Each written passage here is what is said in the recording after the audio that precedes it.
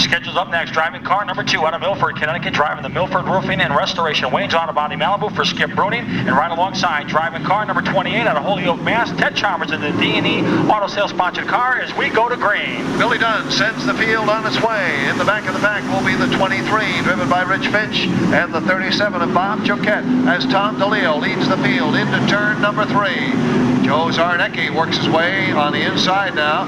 Johnny Severn's unable to make the start in this event, as now Zarnecki takes over the second spot. Down the backstretch, on the outside, it will be E.J. Legacy trying to hold off the challenge of Wayne Corey in the 17 machine. It's still Tom DeLeo out in front. Another graduate of our strictly stock division leading the way. Fighting for that 11th spot, the current point leader, car number 81 of Todd Owen. He tries to work to the inside of the 79 of Houle. Let's see what happens when they exit off turn number 4. But right behind them, another great battle going on between the 76 of Valerio and the 83 of G. Perry. But back up front, it's car number 9 of Tom DeLeo setting the pace. And then right behind him, car number 20 of Zarnecki. Good battle shaping up for that 5th spot as E.J. Legacy is on the outside. He tries to take a spot away from Tarka as they head down the front stretch. Last week, you couldn't have a more exciting finish as the car number 13, driven by Chuck Doherty, just edged Joe Zarnecki on the last lap at the line. However, Zarnecki, running second now, doesn't want to see a repeat of that. He'd like that top spot as he challenges DeLeo for the lead coming out of turn 2. Wayne Corey holding on to third, and Ernie Tarka running fourth in car 70. But he's starting to feel pressure now from the 03 of Wenzel and the 04 Bobby Ermark. Here they come back into turn 1, and Wenzel moving alongside Tarka. Our leaders now 1, 2, 3 right down the backstretch with DeLeo still the man in charge. Battle shaping up for that 9th spot. Kenny Marks in car number 57 trying to work his car to the inside off. Turn number 4 can't quite grab the spot. He'll lose a spot. As we go back up front, it's still DeLeo setting the pace with car number 9 as Joe Zarnecki trying to reel him in just a little bit. But then you got the 17 Connecticut of Wayne Corey. Further on back, the 22 of Legacy battle with the 13 of Doherty for position. Doherty making his presence felt now as he moves down the backstretch. Earmark being followed by Doherty as Earmark now overtakes Tarka and moves into 5th place. But here comes Doherty. He's to the inside of Tarka and he's looking for the 6th position. Here they come, 9 laps complete as they go down the backstretch. And DeLeo once again feeling pressure from Zarnecki.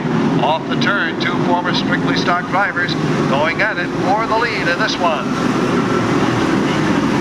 Deep in the pack, car number 60 of Griswold now battle with the 94 of Rezetec for a position there, but right behind them, car number 2 of Skip Bruning tries to make his way up to the front. But speaking of the front, it's still Tom DeLeo setting the pace in car number 9 in that Gianni's Auto Body sponsored car.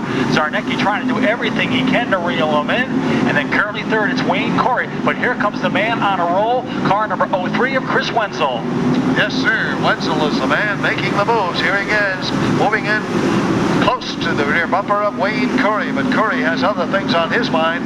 He sees that 2nd spot open up as Zarnecki goes to the outside, but now he shifts lanes again, drops in back behind Tom DeLeo. 13 laps complete, 7 to go as they head, 12 to go as they head down the backstretch and into turn number 3. Once again, Zarnecki closes in on our leader, but DeLeo running a real tight line, keeps the number 20 at bay. One heck of a battle for that 12th spot between the defending champion, car number 83 of G. Perry, and the rookie contender, car number 79 of Roy Houle. But right there as well is the 76 of Rob Valerio. It's still car number 9 of DeLeo. Then it's Zarnecki, Corey, Wenzel, Ermark, and Doherty. Doherty will now try to make a move to the inside off turn number 2 as they head down the backstretch. Can't quite make the move. Will have to fall back in line. Wayne Corey takes a hard tap from Wenzel. Off the turn they come, and Corey did a good job of salvaging that car as he bobbled and straightened it back out and holds his position. Wenzel to the outside of Earmark, and here comes Bobby. He's coming on strong. Chased by Chuck Doherty. Doherty tries to make it 3 wide. Coming off turn 4. Can he do it? No, sir. Earmark shuts the door, but again, it opens up, and here comes Doherty to try one more time. Back up front, Zarnecki still trying to find a way around DeLeo. Tom running a very, very strong race with just 2 laps to go. Can the 20 car do something about salvaging what happened last week when he was nipped on the last circuit. Here he comes and trying correction. It's 7 laps to go and 6 now as they hit the line. Another battle shaping up, Raleigh, as we got the 76 of Valerio battle with the 60 of Griswold for a position, but right behind them is the 85 of Pelletier. Another battle shaping up for that 10th spot, the 07 of Locke and the 22 of Legacy, but now Brian Locke will win that battle as they come off turn number 4. Back up front, rookie contender car number 9 of Tom DeLeo setting the pace, but here comes Zarnicki now all over the rear bumper, as now let's see what kind of a move he'll make when he comes off turn number 4. He tries to make a move to the inside. Can he make the move? No, not that time. He is trying. Just 4 laps remain in this one now. Down the backstretch they go, and right behind our 2 front runners, a real tight battle going on for the number 3 spot. Corey swings up wide, opens the door for Wenzel, but Chris can't quite muster it up to get in. He moves a little bit onto Corey now, but Corey able to hold him off. Now it's Doherty on the outside, bidding for that 4th place. Here they come. It's just 2 laps to go. Zarnicki can't find a way around our leader as they wind this one down. Now DeLeo drifts up just a little bit, but Zarnicki can't muster enough power to make a bid. Here they come now. It's white flag time, the final circuit. Can DeLeo hold off Zarnicki 1 more lap? Here they come. Contact, and around goes DeLeo. And down the backstretch they go, as we also had a caution flying at just about the same time. The 60 of DeLeo. We just may go back to where the cars were running on the last scored lap.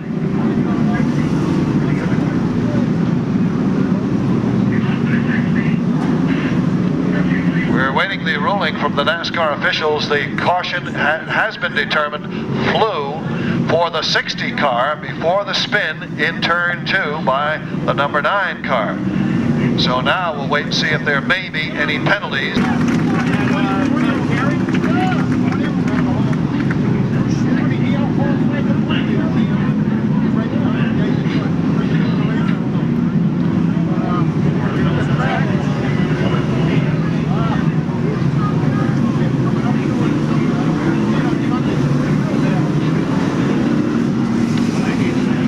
The situation. It was determined that the caution flag flew simultaneously for both the 60 of Griswold spinning up in turn 4 and the 9 of DeLeo spinning in turn 2. However, that means that both of those cars go to the back of the pack. In addition, car number 20 is being sent to the rear of the field for rough riding. So that is the situation on that development.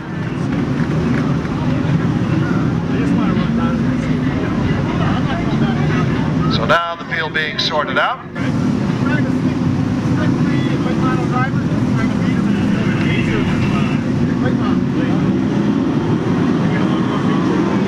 Here they come, single file restart. There's the green, and they'll get the white next time around. Down the backstretch, they remain the same among the top group. Doherty trying to close in on our leader as the white flag is out. Final circuit for our late model feature.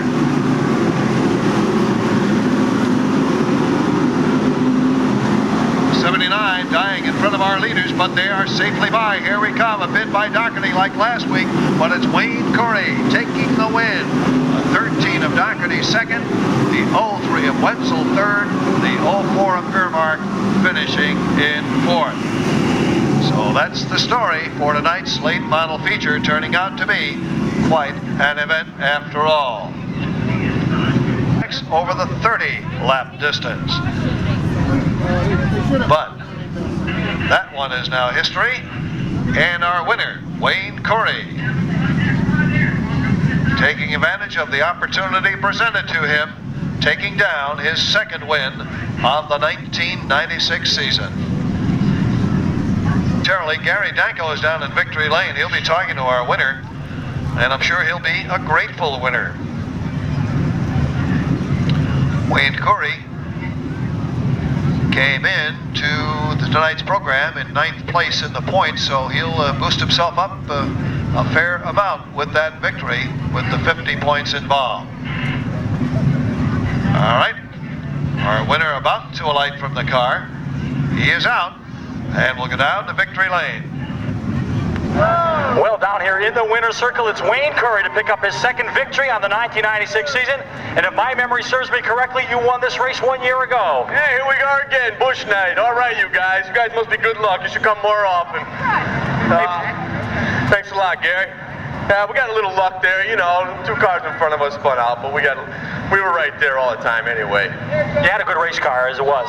Car was good. Car was good. Car was fast. Crew was good all day. Thanks to the sponsors, Bennett Builder Painting, Milford Auto Recyclers, Power Motorsports, can't forget him. Thanks to everybody on the crew. We had a good night, thanks. Okay, Wayne Curry picks up his second victory on the 1996 season. Let's send him back upstairs. 03 of Wenzel and the 04 of Earmark. Points leader Todd Owen finishes 5th in the 81, followed by the 70 of Tarka. Then it was the 22 of Legacy, the 07 of Locke, the 83 of Perry, and the 57 of Marks. Finishing 11th, the 76 of Valerio, followed by the 85 of Pelletier, the 2 of Brunig, the 28 of Chalmers, the 94 of Resitec.